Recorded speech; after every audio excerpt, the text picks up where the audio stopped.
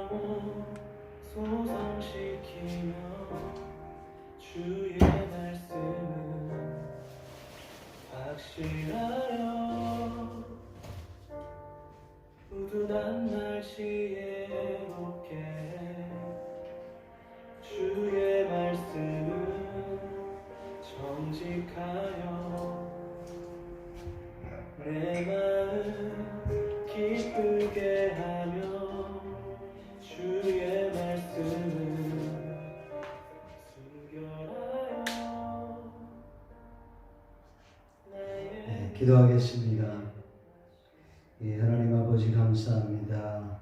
오늘도 주의 말씀을 통해서 새 힘을 얻을 수 있도록 우리 하나님 은혜와 은총을 베풀어 주시옵소서. 이 시간도 우리 주님이 함께 하심으로 말미암아 주의 말씀이 주의 말씀 될 수 있도록 은혜 베풀어 주시옵소서. 감사하고 예수님의 이름으로 기도하옵나이다. 아멘. 오늘 하나님께서 저와 여러분들에게 주시고자 하시는 은혜의 말씀의 제목은 여호와 보시기에 멋진 인생을 살자라는 제목으로 말씀 전하기를 원합니다. 말씀을 줄여서 멋진 인생을 살자라는 제목입니다. 이 말씀을 읽고 듣고 보는 가운데 성령 하나님의 폭포수와 같은 은총이 저와 여러분들 심령 가운데 넘쳐날 수 있기를 존귀하신 예수님의 이름으로 간절히 축원합니다.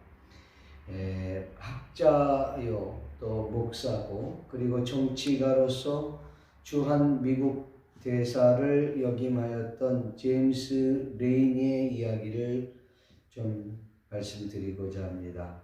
제임스 레이니는 1993년부터 1997년까지 한국에서 대사로 역임을 했습니다.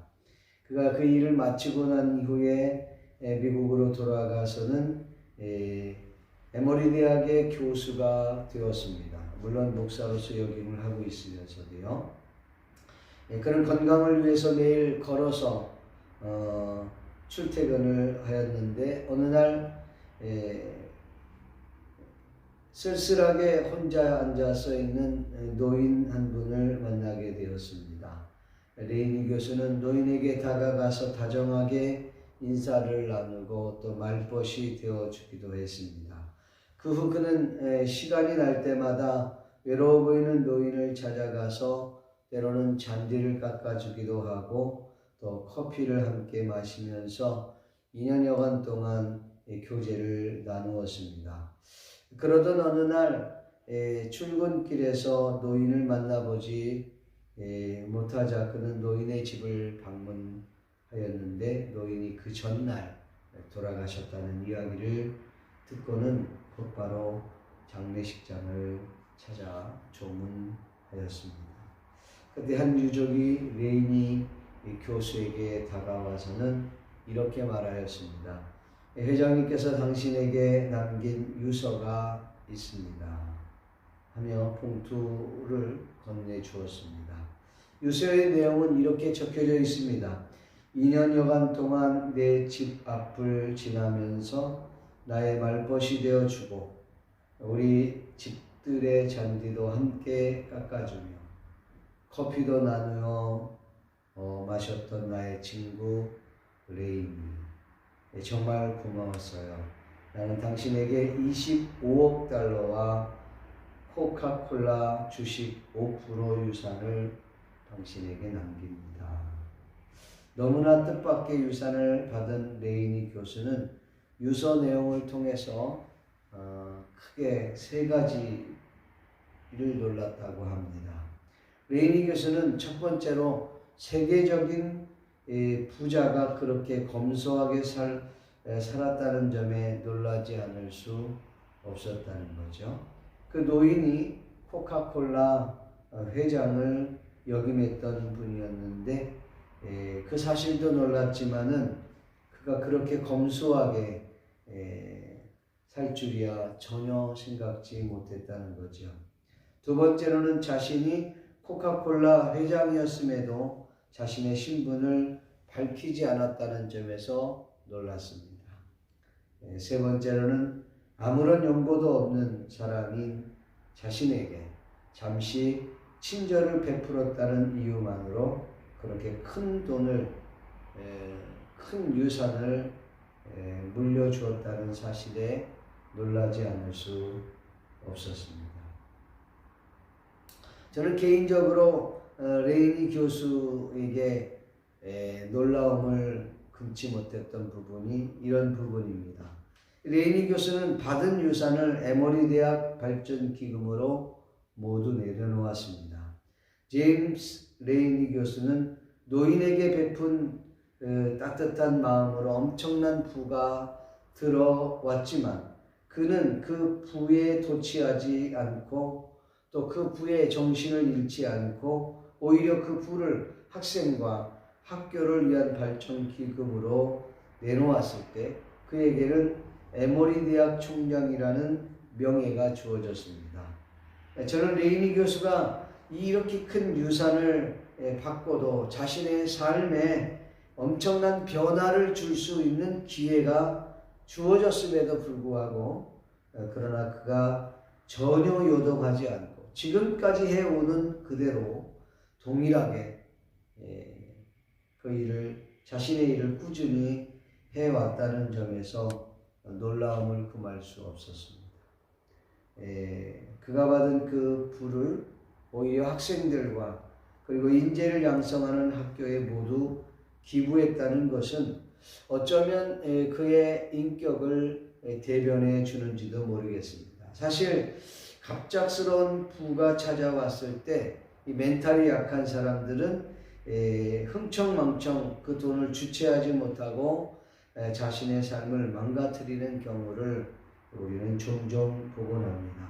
그는 정치가 학자이기 전에 목사였기 때문에 어쩌면 물질의 노예가 되지 않는 방법을 알아서 그렇게 행동했는지도 모르겠습니다. 본문 내용을 간략하게 소개하고자 합니다. 아합의 아들 여호람이 유다 왕 여호사밧 18년 그때에 사마리아에서 약 12년 동안 다스리다가 결국은 죽게 됩니다. 이 여호람은 이 여호와 앞에서 악을 행했던 사람입니다. 그러나 그의 아버지 아합과 이세벨이 섬겼던 우상 바알을 없애버렸습니다. 이 부분은 잘했는데 이 여호람이 이스라엘을 범죄케 했던 느밧의 아들 여로보암의 길로 걸어갔다라고 성경은 언급하고 있습니다.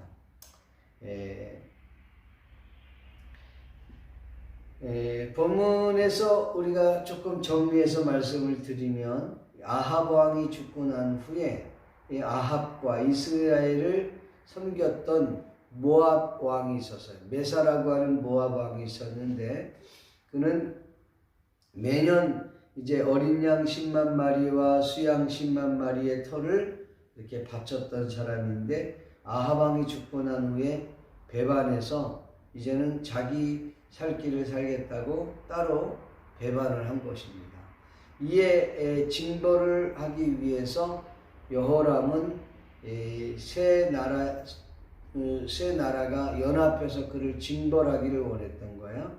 그래서 자신의 군대를 소집하고 에돔 왕과 그리고 이 유다의 여호사밧 왕에게 도움을 요청합니다. 그때 그 도움을 요청했던 여호사밧이 흔쾌히 허락을 하고 세 나라가 연합하여 모압 왕, 이 메사라고 하는 왕을 징벌하기 위해서 전쟁터로 나가게 됩니다. 이 전쟁터에 나갔을 때 이 세 왕들이 큰 위기를 맞게 되죠. 큰 위기를 맞게 되는 내용이 오늘 본문에 나옵니다. 그 위기를 맞았을 때 엘리사 선지자를 통해서 위기를 모면하는 내용이 오늘 본문의 내용입니다. 그 내용을 살펴보면서 함께 은혜를 나누기를 원합니다. 먼저 우리가 생각할 수 있는 것은 하나님이 기뻐하지 않는 만남을 차단하십시오. 이것이 멋진 인생을 살 수 있는 지름길이라는 사실입니다. 위에서 언급했던 것처럼 여호람이라고 하는 왕은 어떤 왕이었느냐? 자신의 아버지, 어머니가 섬겼던 이 바알 우상을 없애버렸던 왕이었어요. 그러나 하나님 보시기에는 악을 행했던 왕이었죠. 왜냐하면 느밧의 아들 여로보암의 길로 걸어갔다. 이 여로보암의 길은 우상의 길을 걸어갔다는 말입니다. 그랬던 왕이었어요. 이 여로보암은 여호사밧이라고 하는 유다 나라와 동맹을 잘 맺었던 그런 왕이었는데 이 나라에 배반했던 모압 왕을 치기 위해서 동맹자들을 불렀습니다. 우리와 함께 연합해서 전쟁 때 가지 않겠느냐 그랬을 때에 여호사밧은 흔쾌히 허락을 합니다. 세 왕이 서로 의기투합해서 이스라엘을 배반했더니 모압 왕 메사를 징벌하기 위해 아주 적극적으로 협력하는데 여기서 우리가 짚고 넘어가야 될 부분이 하나 있습니다. 우리가 잘 알고 있는 이 유다왕 여호사밧은 선한 왕으로 하나님께서 기뻐했던 왕 아닙니까? 잘 알고 있는 것처럼 여호사밧 왕은 아람과의 전쟁에서 정말 큰 무리가 왔을 때에 그는 하나님께 기도했던 사람입니다. 이 큰 무리를 우리가 감당할 수가 없습니다. 하나님 도와주십시오. 그러며 자신도 금식할 뿐만 아니라 그리고 온 자신의 백성들에게도 금식을 선포했던 왕 아닙니까? 그리고 더 나아가 전쟁을 치를 때에 하나님께서 말씀했던 성가대를 앞장 세워서 그리고 전쟁에 나갔을 때 하나님께서 대승을 거두게 한 왕이 바로 여호사밧. 우리가 너무 잘 아는 것은 주만 바라보나이다. 주만 바라보나이다. 라고 외친 왕이 바로 여호사밧 왕입니다. 그러나 여호사밧 왕에게도 치명적인 약점이 있었습니다. 그것은 관계를 잘못 맺는 약점이었어요. 한마디로 말하면 인간적인 부분이 굉장히 약했다는 거죠. 인정이 많았다, 정이 많았던 사람이다라고 우리가 볼 수가 있는 거죠. 이 관계면에서 영적인 사람 또는 인간적인 또는 세상적인 사람을 분별할 수 있는 능력이 부족한 것이 아마도 이 여호사밧의 치명적인 약점이 아닌가 싶습니다. 우리가 잘 알다시피 여호사밧은요 아합 왕과 연합하여 전쟁을 치렀던 경우가 있었죠. 전쟁하기 전에 어떤 일이 있었습니까? 이 아합은 자기가 원하는 그 거짓 선지자들만 불러서 야, 이 전쟁에 나가면 우리가 이기겠냐 지겠냐 이거 묻습니다. 거짓 선지자는 뭐 당연히 나가십시오. 하나님이 분명히 승리케 할 것입니다. 그렇게 얘기하는 거예요. 여러분 아청꾼들은 금방 눈에 보여집니다. 그때의 여호사밧이 그걸 보고는 다른 사람은 없느냐, 다른 선지자 없느냐 그렇게 묻죠. 그때에 다른 사람 한 명 있긴 있다. 미가라고 하는 선지자인데 그놈은 나를 향한 그 조언을 하는데 늘 나쁜 예언만 하니까 안 불렀다. 여호사밧이 저를 그러면 안 된다. 그 사람 불러라. 하나님의 음성을 듣자. 그랬는데 결국은 여러분 미가 선지자의 음성을 듣겠다고 했던 사람이 이 여호사밧입니다. 그러니까 여호사밧은 하나님의 음성을 들으려고 애를 썼던 왕 중에 한 사람이죠.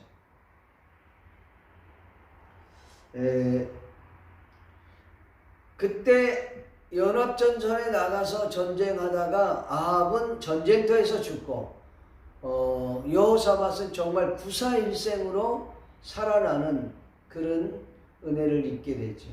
여러분 그 정도가 됐으면 하나님의 음성을 듣고 야 이거는 안 된다 그랬으면 더 이상 이스라엘과의 관계를 끊어야 되는데 이 여호사밧은 아합의 아들 여호람과의도 관계가 계속해서 지속적으로 이 관계를 맺고 있었다는 것이죠. 잘못된 만남을 갖고 있었다는 거예요. 바로 영적 분별력이 없었다는 것이 바로 이 여호사밧의 치명적인 약점입니다. 이 정도가 되면 여호사밧이 그 아합의 아들 여호람과는 관계를 단절해야지 옳았던 것이죠. 어떨 때는요, 이 여호사밧을 보면 참 믿음이 있어서 막 하나님을 찾고 이런 걸 보면 굉장히 믿음이 있어 보는데, 또 어떤 때는 그의 행동은 터무니없는 행동으로 정말 믿음이 전혀 없어 보이는 행동을 하는 것을 볼 때 참 안타깝기 그지없습니다. 이것이 여호사밧의 치명적인 약점이었다. 영적 분별력이 없는 것이 가장 큰 약점이었다라는 것이죠. 여호람 왕 같은 경우의 입장에서 우리가 한번 본다면, 여호람 같은 경우는 좋은 친구를 두었다라고 볼 수 있습니다. 그래서 그는 위기를 넘길 수 있었다는 거죠. 그는 여호사밧과 같은 믿음의 사람을 만남으로 전쟁터에서 구사일생으로 살아나는 축복을 누리게 된 것이죠. 여호람 입장에서는 어떻게 보면 이 여호사밧은 의리파 사람입니다. 이 의리가 있는 사람이다라는 거죠. 본문 7절 말씀을 보면 이런 말씀이 있습니다. 함께 읽어볼까요? 또 가서 유다의 왕 여호사밧에게 사신을 보내 이르되, 모압 왕이 나를 배반하였으니 당신은 나와 함께 가서 모압을 치시겠느냐 하니, 그가 이르되 내가 올라가리이다. 나는 당신과 같고 내 백성은 당신의 백성과 같고 내 말들도 당신의 말들과 같으니이다 하는지라. 여러분, 인간적인 측면에서 볼 때는 이 대목은 정말 여호사밧이 의리가 있는 괜찮은 사람, 멋진 사람이라고 우리가 볼 수 있어요. 멋쟁이 아닙니까? 의리가 있으니까요. 친구가 어렵다고 할 때 주저하지 않고 함께 도와주겠다고 이렇게 나서는 거예요. 정말 의리파 사람 아니에요? 여러분, 전쟁터에 가겠다고 하는 것은 목숨을 담보하는 거예요. 생명을 갈고 하는데, 자신과 함께 가자고 하는데 주저하지 않고 내가 가겠다라고 한 것은 의리파 사람이고 굉장한 거죠. 예수님도 그랬잖아요. 친구를 위해서 목숨을 주는 사람은 이보다 더 큰 사랑이 없다고 그랬는데, 이 여호사밧은 인간적으로 보면 정말 의리파고 멋쟁이 중에 멋쟁이죠. 베스트 브랜드란 말이에요. 베스트 동맹이라는 말이죠. 여기 생각해 보십시오. 함께 올라가자 그랬더니 내가 함께 올라가겠다. 내 죽음도 너와 함께 가겠다. 이렇게 말한 거예요. 그리고 내 생각과 내 생각이 같지 않느냐 말이지. 내 백성은 곧 내 백성이다 이 말이에요.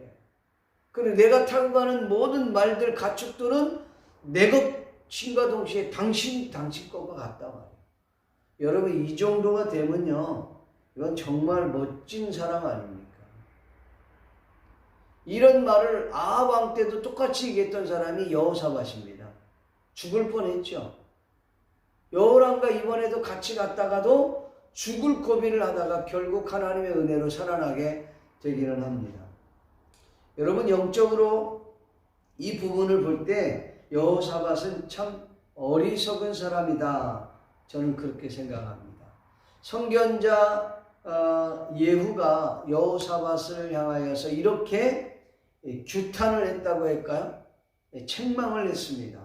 그 내용이 역대하 19장 1절에서 3절의 내용인데, 이 내용은 무슨 말이냐면, 아합 왕과 연합하여 전쟁터에 나갔다가 아합 왕은 전쟁터에서 죽고 여호사밧은 구사일생으로 살아나서 무사히 예루살렘으로 돌아올 때 이 예후 선견자가 그를 책망한 내용입니다. 책망한 글을 간단하게 말하면 이렇습니다. 2절 말씀 19장 2절에 보면, 하나니야 아들 선견자 예후가 나가서 여호사밧 왕을 맞아 이르되 왕이 악한 자를 돕고 여호와를 미워하는 자들을 사랑하는 것이 옳으니까. 그러므로 여호와께로부터 진노하심이 왕에게 임하리이다. 이렇게 이야기를 했다는 거예요. 여러분, 여호사밧이 아합 왕과 그렇게 친밀한 교제를 나누고 그의 아들 여호람과 이렇게 친밀한 관계를 나눴다면 아합 왕 때에 하나님께서 선견자 예후에게 이와 같은 책망을 했다면 여호람 왕과 교제할 때도 이와 같은 책망이 있다는 것이 여러분 이해가 되시죠? 당연히 이런 책망을 받을 수밖에 없었다는 거죠. 아합을 책망했던 하나님은 여호람도 책망하십니다. 아합을 미워하셨던 하나님은 여호람도 미워하십니다. 여호사밧이 아합을 도운 것에 대해서 하나님이 내가 미워하고 내가 싫어하는 그를 그렇게 내가 돕는 거니 그로 인하여 내가 책망을 받을 것이고 하나님의 징계가 있을 것이다. 그랬다면 여호람을 돕고 있는 지금 여호사밧 똑같은 동일하게 하나님으로부터 책망을 받을 수밖에 없다. 이 본문을 같은 맥락에서 해석해야 되는 것이죠. 이것이 여호와께서 미워하시는 것인데 여호와께서 싫어하시는 것인데 이것을 영적 분별력이 없어서 인간적으로 끌려다니는 거야. 인본주의에 사로잡혀갖고 끌려다니고 있다는 것이죠. 사랑하는 성도 여러분, 인간적이고 세상적이고 인본주의로 여러분이 멋쟁이로 남을 것인가? 아니면 하나님 앞에서의 멋쟁이로 영적 분별력을 할 수 있는 그런 하나님 보시기에 멋진 인생을 살 것인가? 그건 여러분이 선택해야 될 것입니다. 또 하나는 나로 인하여서 또 다른 사람들에게 선한 영향력을 미치는 삶이 멋진 인생이다라는 것이지요. 세 왕은 에돔 왕, 이스라엘, 여호사밧 왕. 이 세 왕은 7일 동안 행군을 했어요. 말 타고 또 군 병사들이 함께 이제 전쟁터에 가면서 7일 동안 행군을 한 거예요. 하루 행군이 아니라 7일 동안 행군한 거예요. 그런데 이 7일 동안 행군하면서 물 한 방울 마실 수가 없는 거예요. 그 주위에 가는 곳곳마다 물이 하나도 없는 거예요. 그러니 이건 가다가 이제 물이 있으면은 좀 먹으려고 하는데 물이 없는 거예요. 계속 가는데 물이 없는 거예요. 그때 이스라엘 왕 여호람이 이렇게 말합니다. 아, 큰일이다. 여호와께서 우리 세 왕을 함께 불러놓고 모압의 손에 넘겨주시려나 보다. 그 말. 이걸 지금 우리가 쉽게 표현하자면 이런 것입니다. 7일 동안 우리가 행군해 왔는데 물 한 방울도 없단 말이에요. 뭐 전쟁은 고사하고 이게 목말라서 우리 가축도 말도 그리고 우리 군인들도 몽땅 다 죽게 되었단 말이지. 이러다가 마치 모압의 군대라도 습격을 당하면 우리는 뭐 전쟁은 뭐 그냥 다 물 건너갔고 오히려 다 전멸당할 위기가 왔다. 큰일 났다. 어쩌면 하나님이 우리 세 왕을 모아갖고 하나님이 그들의 손에 넘겨주려고 하는 거 아닌가. 이런 이제 두려움이 엄습해 오기 시작했던 것이죠. 근데 이것은 여호람 왕뿐만 아니라 에돔 왕과 유다 왕 여호사밧에게도 있었던 것 같습니다. 그때에 여호사밧이 혹시 이 근처에 선지자가 계시냐, 예언자가 있느냐 물었습니다. 이스라엘 왕의 신하 하나가 사밧의 아들 엘리사라고 하는 선지자가 있습니다. 그는 과거에 엘리야라고 하는 선지자에게 심부름을 했던 사람이었습니다. 그래? 그러면 그 사람에게 가자. 여호와의 말씀이 그에게 있을 수 있다. 그에게 가서 우리가 물어봐야 되겠다. 그래서 이 세 왕이 군대를 대동해서 엘리사 선지자를 찾아간 것입니다. 그 엘리사 선지자를 찾아가서 대화하는 내용이 오늘 본문, 우리가 읽었던 본문의 내용이지요. 근데 엘리사 선지자가 딱 이스라엘 왕 여호람을 보는과 동시에 이렇게 말합니다. 내가 당신과 무슨 상관이 있습니까? 왕의 아버지와 왕의 어머니가 섬겼던 예언자들을 찾아가십시오. 나는 당신과 상관없습니다. 하고 돌이키는 겁니다. 그때에 이 사람이 이렇게 말하는 거죠. 아니다. 지금 여호와께서 우리 세 왕을 모압의 손에 넘겨주신 것 같은데, 예? 좀 도와달라는 것이지. 여호와 하나님께서 넘겨줬으면 넘어가는 겁니다. 그때 엘리사 선지자가 내가 섬기는 만군의 여호와께서 살아계심을 두고 맹세하노니 내가 만일 유다 왕 여호사밧이 아니었다면, 여호사밧의 얼굴을 보지 아니하였다면 그 앞에서 당신을 향하지도 아니하고 보지도 아니하였을 것이다. 이렇게 말하는 거예요. 이게 무슨 말이냐면 여호사밧의 체면을 살려서라도 내가 너희를 만나주는 거다. 여호와 하나님께서 여호사밧을 살리기 위해서 엘리사의 입을 열게 하셨고 결국 선한 길로 인도하시는 것을 우리는 발견하게 됩니다. 사실 우리가 인생을 살면서 어떻게 좋은 것, 선한 것, 또 뭐 좋은 사람, 믿음의 사람, 지혜로운 사람만을 만날 수 있겠습니까? 때로는 인간성이 별로 좋지 않은 사람도 만나기도 하고 악한 사람도 만나기도 하고 막 기회주의자도 만나기도 합니다. 이게 다 세상 만사 다 그런 것 아닙니까? 어떻게 사람이 정도로만 걸어갈 수 있겠습니까? 맞는 말입니다. 인생을 살면서 정답만을 딱 맞추면서 베스트 길만 찾아가는 사람들이 어디 있겠어요? 어떻게 보면 좀 인간미가 떨어져 보이는 그런 인생이 될 수 있겠죠. 여기서 우리가 살펴봐야 될 부분이 있어요. 우리가 살면서 여러분 악한 길, 선한 길, 어리석은 길, 지혜로운 길, 믿지 않는 길, 믿음의 길, 뭐 이런 길들이 나오게 될 때 우리가 선택해야 될 것들이라는 거죠. 우리가 어떤 선택을 하느냐에 따라서 우리의 인생의 항로는 달라질 것입니다. 여호와 하나님께서는 저와 여러분들이 선한 길, 지혜로운 길, 믿음의 길을 선택하기를 원하고 계십니다. 본문에서 이 세 왕들은 정말 꼼짝없이 죽게 될 위기에 처해 있었습니다. 여호사밧이 여호와 선지자의 길을 찾았어요. 여호와를 찾았단 말이에요.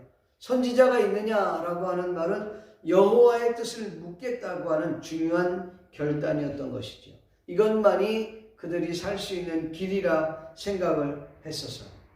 이 아합 왕과 전쟁터에 나갔을 때도 그가 이 선지자 미가의 음성을 듣기를 원했던 거죠. 하나님의 뜻을 구했습니다. 이번에도 똑같은 내용이었어요. 결국 하나님의 도움을 받아서 구사일생으로 살아나는 축복을 경험했죠. 자, 요셉의 경우에도 그렇습니다.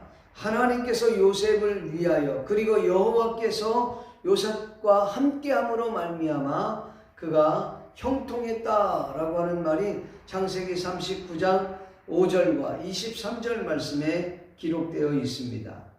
여러분, 형통이라는 말이 뭡니까?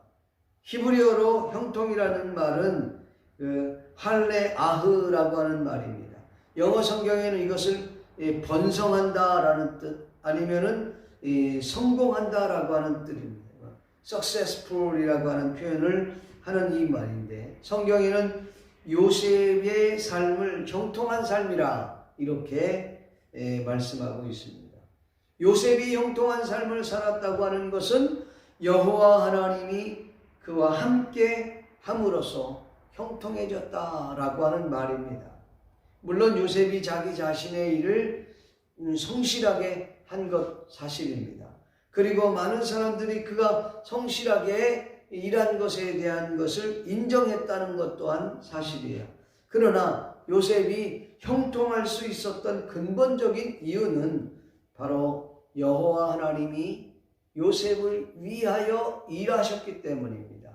여호와 하나님께서 요셉과 함께 하셨기 때문에 요셉이 형통할 수 있었다는 거지요. 그래서 요셉은 자신의 삶을 인도하시는 분이 여호와 하나님이라고 그는 인정을 했습니다.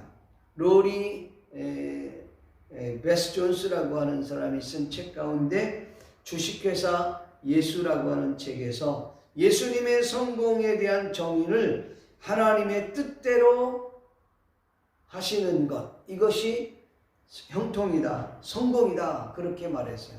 성공, 형통은 하나님의 뜻대로 살아가는 것이라는 말입니다. 믿습니까? 형통의 뜻이라는 것, 성공의 뜻이라는 것은 이것이 바로 하나님의 뜻대로 사는 것, 이것이 여러분 멋진 인생을 사는 길입니다. 하나님 보시기에 멋진 인생을 사는 길, 하나님의 뜻대로 사는 삶이라는 것이죠. 또한 우리가 눈여겨봐야 될 것은 여호와 하나님의 말씀을 선포하고 그 말씀을 순종하는 인생은 멋진 인생을 사는 인생이라는 말씀입니다. 엘리사 선지자가 여호사밧을 보고는 이렇게 말하죠. 하프를 키는 사람을 데리고 와라. 그리고 하프로 연주를 하라. 그럽니다. 하프를 연주할 때에 여호와의 능력이 엘리사에게 임하게 됐죠. 그러자 엘리사가 이렇게 말합니다. 여호와께서 말씀하셨습니다. 이 골짜기에 도랑을 파되 많이 파십시오. 도랑을 파되 많이 파십시오. 여호와께서 말씀하시기를 너희가 바람도 비도 보지 못하겠지만 이 골짜기에 물이 가득 차게 될 것이다. 그리고 하나님께서 행하실 일들, 이건 너무 간단한 일이다. 그리고 모압 또한 당신의 손에 넘겨줄 것이다. 이렇게 응답을 해주십니다. 아마 그 이야기를 듣고 여호사밧은 이제 이야기했을 거예요. 그들이 땅을, 이 도랑을 많이 팠습니다.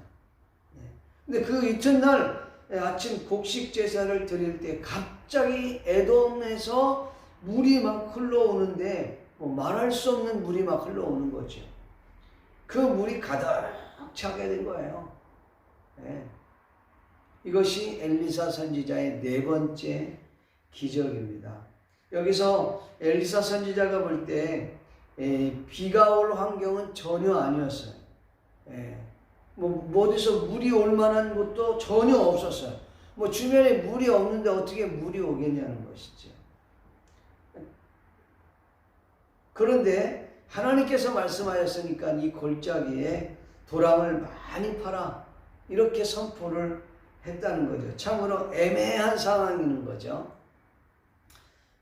목수 출신인 예수님께서 이제 어부 출신인 베드로, 야고보, 요한에게 배 오른편에 그물을 던져라, 깊은 데 가서 그물을 내려라. 이들은 여러분 어렸을 때부터 고기 잡는 데에 익숙했던 자들입니다. 지금으로 말하면 전문 직종에 종사하는 자들이었단 말이에요. 고기 잡는 일에는 2등가라면 서로 할 수 있는 사람들인데, 정말 그날따라 무슨 일인지 평생 그 고기 잡는 어부들이 이런 경우는 없었을 거예요. 밤이 맞도록 고기를 한 마리도 고기를 못 잡았다는 것이죠. 이상하다. 오른쪽 던져도 왼쪽 던져도. 여러분, 그들이 밤새도록 그물을 던졌는데 배 오른쪽에 안 던져보고 또 왼쪽에 안 던져보고 앞쪽 뒤쪽으로 그물을 안 던져봤겠습니까? 단 한 마리도 잡지 못해. 빈배로 돌아오기는 어쩌면 그들 생애의 처음이었는지도 모를 것입니다. 그런데 텅 빈 배로, 텅 빈 채로 공허한 마음으로 돌아오는 그 제자들을 향하여 갑자기 예수님, 목수 출신인 예수님께서 이렇게 말씀하는 거예요. 전혀 자신의 직업과는 관계없는 어부 출신들에게 배 오른편에 그물을 내려라. 배에 깊은 데 가서 그물을 내려라.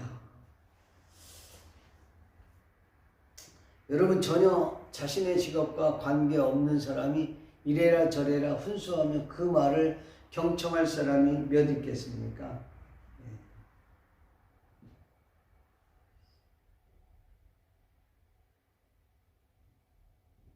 여러분, 여기서 우리가 꼭 기억해야 할 부분이 있습니다. 하나님께서 선포된 말씀을 우리가 선포하고 그 선포된 말씀을 또한 순종할 때 대박이 나타나는 역사가 나타납니다. 하나님이 그렇게 예수님이 제자들에게 이야기를 하니까 우리가 밤이 맞도록 고기를 잡았지만 잡지 못했습니다.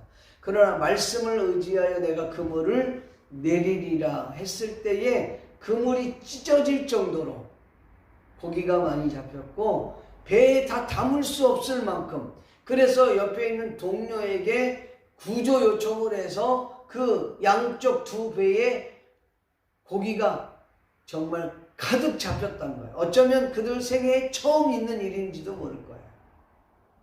대박 사건인 거죠. 여러분, 하나님께서 말씀하신 그 말씀을 그대로 믿고 선포하고 그 선포된 말씀을 듣고 또한 그대로 순종할 때에 놀라운 기적을 경험하게 될 것입니다. 놀라운 능력을 경험하게 될 것입니다. 놀라운 하나님의 은혜를 체험하는 그런 역사를 경험하게 될 줄로 믿습니다. 엘리사 선지자가 또 그와 같은 경우였어요. 엘리사 선지자가 여호와의 말씀을 들었습니다. 이 골짜기에 도랑을 많이 파라.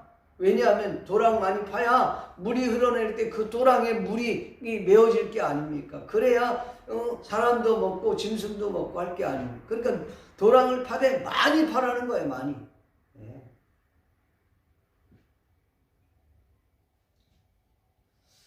그러니까 할 수 있는 한 골짜기를 많이 파라는 거예요. 도랑을. 자, 여기 비가 온다고 해도 여러분 어떤 무슨 징조가 있어야 되지 않아요?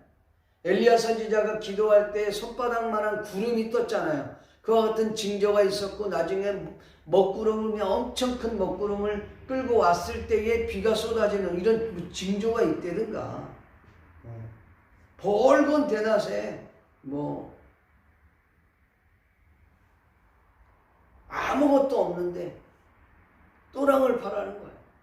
마치 노아에게 그냥 햇볕이 쨍쨍 나는데 비가 올 거라고 얘기하는 것과 별반 다른 바가 없는 거지. 벌건 대낮에 마치 어디에서 물이 막 쏟아질 것처럼 그렇게 설명을 만약에 했다고 해요. 그러면 군인들이 그걸 이해하겠습니까? 군인들이 또 그거 듣고 그 말을 듣기나 하겠습니까? 여기 두 왕, 에돔 왕이나 이스라엘 왕도 그 말을 듣고 순종하겠느냐는 거죠. 설득력이 없다는 것이죠. 상식적으로 도저히 납득이 안 되는 그런 이야기를 하고 있는 것입니다. 성경에는 그 부분을 여호사밧이 설득했다 그런 말을 나오지 않아요. 그러나 여호사밧이 분명히 두 왕들을 설득했어요. 이래도 죽고 저래도 죽는데 야, 여호와의 말씀이 그렇다고 하면 순종이나 해보자 말이야. 그래서 아마 그들이 많은 또랑을 팠을 거라는 것이죠. 그런데 그 이튿날 아침 곡식 제사를 드릴 때에 갑작스럽게 에돔 쪽에서 물이 몰려 들어오는데 그 땅이 물로 가득하게 되었다. 할렐루야! 믿습니까? 여러분, 여호와 하나님께서 말씀하실 때에 환경은 전혀 그렇지 않은 거예요. 네. 어떤 증거도 보이지 않는 거예요. 그런데 여호와의 말씀이라고 하는 그 이유만으로 여러분, 엘리사가 선포했고 선포된 말씀을 그대로 순종했을 때의 대박의 역사, 여러분 엄청난 놀라운 축복을 경험하게 되었다는 것이 오늘 이 본문의 말씀이에요. 여러분, 세상 사람들이 다 이건 안 됩니다, 이건 NO, 이건 불가능해 그랬을 때도 여호와 하나님께서 예스, 그건 되는 거야, 할 수 있어, 그렇게 말씀하실 때 아멘 하고 순종했을 때 저와 여러분의 인생은 예스의 인생이 되는 것이죠. 그러나 모든 이들이 다 안 된다고, 다 된다고 해도 하나님께서 NO 하면 하나님의 말씀을 듣고 따를 때 그건 예스 인생이 되는 거예요. 그런데 우리의 이성을 생각하고 우리의 감정을 앞세우고 나의 경험을 앞세워서 이건 NO야, 안 되는 거야, 그러면 우리는 NO 인생을 살아가는 거예요. 마지막으로 여호와 하나님께서 모압을 여호사밧의 손에 넘겨주었다고 하는 말씀입니다. 여러분, 본문 18절 말씀에 보면 이것은 여호와께 보시기에 작은 일이라, 이 물 오게 하는 것도 작은 일이다 뿐만 아니라 여호와께서 모압 사람도 당신의 손에 넘기시리니 이렇게 말씀하고 있습니다. 지금 엘리사 선지자가 누구와 이야기하는 거예요? 이스라엘 왕과 이야기하는 겁니까? 이스라엘 왕은 얼굴도 보기 싫어하는데, 그의 얼굴이 있는 쪽으로 얼굴도 향하기 싫어했단 말이에요. 오자마자 당신과 나와 무슨 상관이 있습니까? 당신의 아버지, 당신의 어머니가 섬겼던 그 예언자들에게 가서 물어보십시오. 이렇게 아주 그냥 차갑게 그저께 얘기했는데 엘리사가 지금 이스라엘 왕과 얘기한다고요? 믿지 않는 지금 에돔 왕과 얘기하는 겁니까? 아니에요. 여호사밧과 얘기하는 거예요. 여호사밧에게. 그래서 뭐라고 얘기해? 여호와께서 모압 사람도 당신의 손에 넘기겠다. 누구 손이요? 여호사밧의 손에 넘기겠다는 거예요. 네. 이게 지금 누구 전쟁이에요? 이스라엘 전쟁이란 말이에요. 그러면 이스라엘 전쟁인데 누구 손에 넘겨야지 말이에요? 여호람 손에 넘겨야지 맞는데 하나님께서는 여러분 당신의 사랑하는 백성을 위해서 그 손에 맡겼다는 거죠. 할렐루야. 네.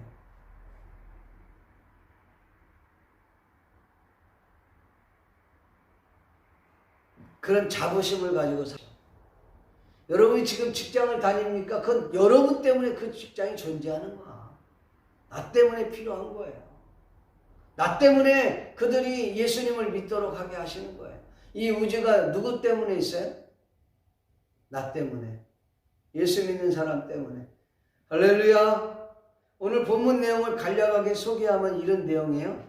이 모압 사람들이 이제 전쟁을 위해서 이제 갑옷을 입고 이제 전쟁에 나갈 만한 사람들을 다 모아서 이 출정을 딱 기대하고 잠을 자고 아침에 이제 딱 나가려고 하는데 이 우리로 얘기하면 그 뭡니까? 일출을 하는 거예요. 그 태양이 아침에 확 오르면서 붉은 태양이 쫙 오르잖아요. 네? 붉은 태양이 쫙 오르는데 그 전날 어떤 일이 있었습니까? 모압 이 뭡니까? 에돔 쪽에서 물이 어디서 나왔는지 모르냐. 물이 막 철철 넘쳐서 거기를 가득 메웠던 게 아니에요. 그 일출이 뜨면서 그 물에 비치는 게 붉은 빛이 쫙 비친 거예요. 그러니까 모압 사람들이 벌써 이거 뭐야? 저기는 지금 물이 없는 데인데 물 이런 거 생각을 못한 거죠. 이야, 이거 완전 저들이 자중질환이 일어났구나. 서로 막 물고 뜯고 싸우고 괜히 왔니 어쩌니 이렇게 결국은 서로 싸우다가 피바다를 지금 이룬 거구나. 지금. 네. 피가 흥분하네. 아이고, 우린 가서 그냥 전작물만 걷어갖고 오면 되겠다. 그런 마음으로 이제 모압 군인들이 그냥 간 겁니다. 예. 터덜터덜 간 거죠. 야, 이거 완전히 가서 그냥 이삭 죽기만 하면 되겠다고 갔는데 웬걸 이 세 연합군이 지키고 있다가 완전히 다 몰살시켜버린 거예요. 그 위에 자질구레한 이야기는 여러분들이 보고 읽어보시면 좋을 것 같습니다. 여러분, 이 본문을 하나님께서 일하시는 것은 사람이 상상할 수 없는 일을 행하신 것. 여기서도 정말 여러분들이 깨달아야 돼요. 하나님은 정말 어처구니 없는 방법으로도 끝내 그 전쟁을 승리로 이끌었습니다. 누구를 위하여? 여호사밧의 손에 그들을 넘겨주신 것입니다. 여호사밧을 위해서 말이에요. 엘리사 선지자의 말씀을 하나님께서는 책임져 주었습니다. 더 정확하게 말하면 하나님께서 엘리사 선지자의 입을 통하여 말씀하신 그 약속을 여호와 하나님 스스로가 지키셨다고 말씀을 할 수 있을 것입니다. 이 말씀을 생각하시면서 여호와 보시기에 멋진 인생을 사는 우리 성산의 모든 가족들이 될 수 있기를 주님의 이름으로 간절히 축원드립니다. 기도하겠습니다. 고마우시고 자비로우신 아버지 하나님, 주님의 은혜와 은총을 감사합니다. 오늘도 이 말씀을 통해서 새 힘을 얻고 정말 여호와 보시기에 멋진 인생을 사는 우리 모두가 다 될 수 있도록 주여 도와 주시옵소서. 감사를 드리옵고 예수님의 이름으로 기도하옵나이다. 아멘.